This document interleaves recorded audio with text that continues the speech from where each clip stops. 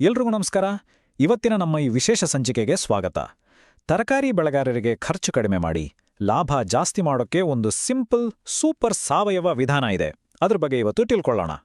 ಮೊದಲಿಗೆ ರೈತರು ಎದುರಿಸೋ ಒಂದು ದೊಡ್ಡ ಸಮಸ್ಯೆ ಬಗ್ಗೆ ಮಾತಾಡೋಣ ಅಲ್ವಾ.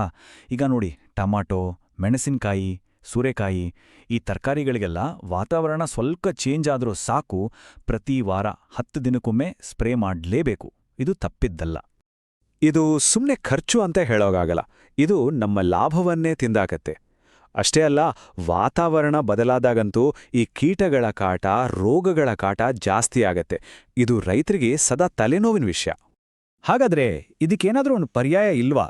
ಅದು ಕೂಡ ಸಾಂಪ್ರದಾಯಿಕ, ಕಡಿಮೆ ಖರ್ಚಿನ ಆದ್ರೆ ಪವರ್ಫುಲ್ ಆಗಿರೋ ಸಾವಯವ ಪರಿಹಾರ. ಹೌದು, ಇದೆ. ಬನ್ನಿ ಆ ಅದ್ಭುತ ಪರಿಹಾರದ ಬಗ್ಗೆ ನೋಡೋಣ.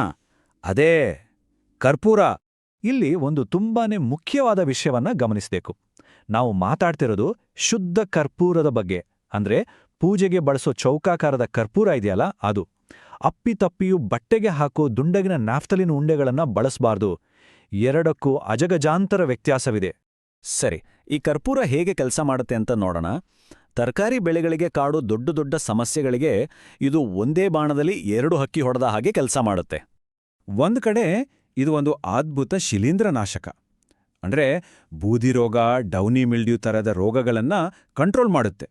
ಇನ್ನೊಂದು ಕಡೆ ಇದರ ಘಾಟು ವಾಸನೆ ಇದೆಯಲ್ವಾ, ಅದು ನೊಣ, ಸೊಳ್ಳೆಗಳನ್ನ ಹತ್ರನೂ ಬರಕ್ಕಾಗ್ದಾಗೆ ಓಡಿಸುತ್ತೆ. ಚಿಕ್ಕಪುಟ್ಟ ಕೀಟಗಳನ್ನ ಸಾಯಿಸಿಯೇ ಹಾಕುತ್ತೆ. ಸರಿ, ಇದನ್ನೆಲ್ಲ ಕೇಳಿದ ಮೇಲೆ ಇದನ್ನ ಹೇಗೆ ಬಳಸೋದು ಅನ್ನೋ ಪ್ರಶ್ನೆ ಬಂದೇ ಬರುತ್ತೆ. ಇದನ್ನ ಸರಿಯಾದ ಕ್ರಮದಲ್ಲಿ ಬಳಸೋದು ತುಂಬಾನೇ ಮುಖ್ಯ. ಇಲ್ಲದಿದ್ರೆ ಬೆಳೆಗಳಿಗೆ ಹಾನಿಯಾಗೋ ಸಾಧ್ಯತೆ ಇರುತ್ತೆ. ಪ್ರಮಾಣ ತುಂಬಾ ಸಿಂಪಲ್. 1 ಲೀಟರ್ ನೀರಿಗೆ 1 ಗ್ರಾಂ ಕರ್ಪೂರ ಅಷ್ಟೇ. ಇದೇ ಇದರ ಲೆಕ್ಕಾಚಾರ. ಇದನ್ನ ತಯಾರಿಸೋ ವಿಧಾನ ಇಲ್ಲಿದೆ ನೋಡಿ. ಮೊದಲು ಒಂದು ಪಾತ್ರೆಯಲ್ಲಿ ಸ್ವಲ್ಪ ನೀರು ಬಿಸಿ ಮಾಡ್ಕೊಳ್ಳಿ.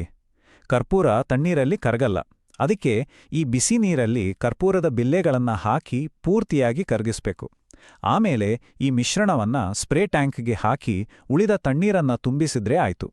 ಇದರಲ್ಲೇ ಇರೋ ಅತಿದೊಡ್ಡ ಪ್ಲಸ್ ಪಾಯಿಂಟ್ ಅಂದ್ರೆ ಖರ್ಚು. 1 ಎಕರೆಗೆ ಸ್ಪ್ರೇ ಮಾಡೋಕ್ಕಾಗೋ ಖರ್ಚು ಕೇವಲ 200 ರೂಪಾಯಿ ಅಷ್ಟೇ. ಬೇರೆ ರಾಸಾಯನಿಕಗಳಿಗೆ ಹೋಲಿಸಿದ್ರೆ ಇದು ಏನೂ ಅಲ್ಲ ಅಲ್ವಾ? ಇಷ್ಟೇನಾ? ಇಲ್ಲ, ಈ ಸ್ಪ್ರೇನ ಪವರನ್ನ ಇನ್ನೂ ಜಾಸ್ತಿ ಮಾಡ್ಬೋದು. ಅದಕ್ಕೆ ನಮ್ಗೆಲ್ಲ ಗೊತ್ತಿರೋ ಒಂದು ಸಾವಯವ ವಸ್ತುವನ್ನ ಜೊತೆ ಸೇರಿಸ್ಕೋಬೇಕು. ನಾವು ಸಾಮಾನ್ಯವಾಗಿ ಸ್ಪ್ರೇ ಎಲೆಗೆ ಅಂಟ್ಕೊಳ್ಳಿ ಅಂತ ಸ್ಟಿಕ್ಕರ್ ಅಥವಾ ಶಾಂಪೂ ಬಳಸ್ತೀವಿ.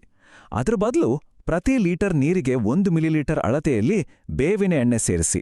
ಇದು ನೈಸರ್ಗಿಕ ಸ್ಟಿಕ್ಕರ್ ತರಾನೂ ಕೆಲಸ ಮಾಡುತ್ತೆ, ಜೊತೆಗೆ ಸ್ಪ್ರೇನ ಶಕ್ತಿಯನ್ನೂ ಹೆಚ್ಚಿಸುತ್ತೆ.